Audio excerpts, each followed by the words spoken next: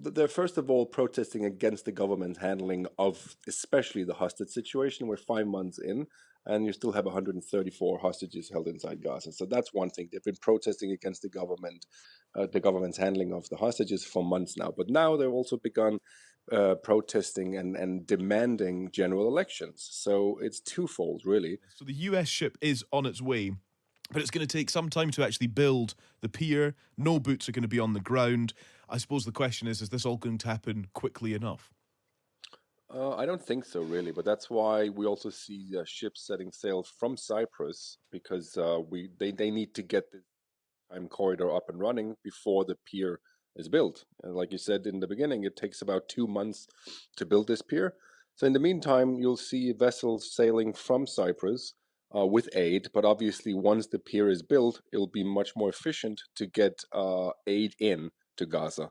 But this comes obviously as both the Americans but also other states have begun airdropping aid over Gaza, which is not very efficient. First of all, we saw several people killed by airdrop simply because it hit them.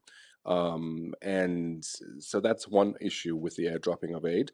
And second of all, it's also just you cannot airdrop as much aid as you can deliver by sea or by land for that matter.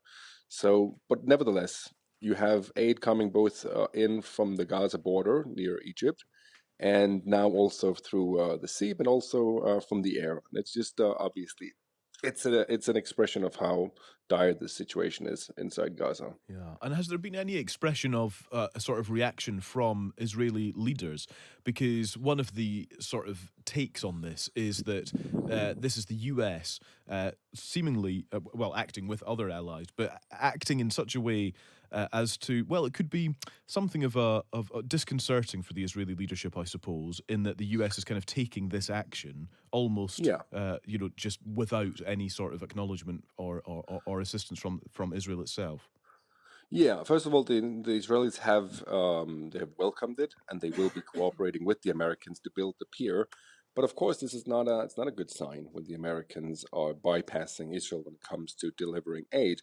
I think it's important to notice that we're still. I think it's very very difficult as a journalist to really figure out what's happening on the ground because the Israelis are saying one thing. They're saying, "Listen, we've checked hundreds of trucks that are just waiting to go into Gaza. We're not putting any restrictions on the amount of aid that can come in, but the United Nations is not able to deliver the aid." That's the Israeli version. And when you ask the NGOs, they say, "Well, that's not entirely true. The process of getting these aid trucks checked is too long. Also, it's too difficult to actually get the aid through to civilians, especially in northern Gaza. So it's very difficult to sit on the outside and really understand what's happening. Other than, as usual, you have two different versions, but it doesn't change the fact that aid isn't getting to, especially to the civilians in northern Gaza. I think everyone agrees on that. Who's to blame? Obviously, that's a whole different issue. Yeah, of course.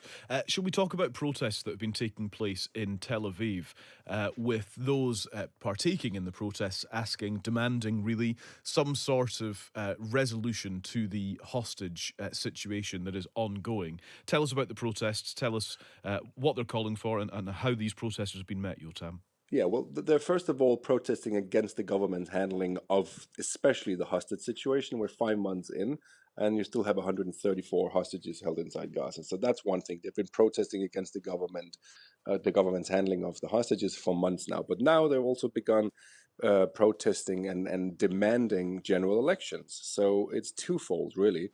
And we see those demonstrations getting, first of all, more and more not aggressive, but bigger. You see them blocking highways. Yesterday, they blocked highways again outside Tel Aviv, something that we saw in the first 9 months of 2023, where demonstrators were blocking highways all the time, but that was due to judicial reforms. Now it's against the government's handling of the Gaza war. And we see water cannons spraying on demonstrators, police officers, and horses trying to physically disperse these demonstrations. So we're looking at a similar scenario than the first 9 months or 10 months of 2023. Now it's just a different and more obviously stressing and just a different issue, really, that they're protesting against the government's handling of hostages and the failure to bring them back, which is much more serious, I would say. Yeah. So again, lots of people here who want to see a new election. That's what the polls indicate, that most Israelis would like to see general elections held. Okay, and let's build into that consideration then. The anticipation, I suppose, the hope really that a deal for a ceasefire could have been met perhaps by now. Ramadan begins this evening. The US President Biden has previously expressed that he wanted to see a ceasefire in place by the beginning of Ramadan. But I note that the Israeli military approved plans for the continuation of the war, according to the IDF just yesterday evening. And so, how do all of these things match up? Well, first of all, I think it's important to also to mention here that the ceasefire negotiations have really are stuck now because of Hamas. Hamas refuses to compromise. There is a deal on the table that Israel has agreed to. It's a 6-week truce where around 40 hostages are set to be released in return for hundreds of Palestinian prisoners and more aid coming into Gaza. Now, Hamas will not agree to it. Hamas insists that it's a permanent ceasefire and that Israel has to withdraw fully from Gaza. In other words, Hamas wants to go back to October 6th, where it was still in charge of the Gaza Strip. Now, that's not going to happen.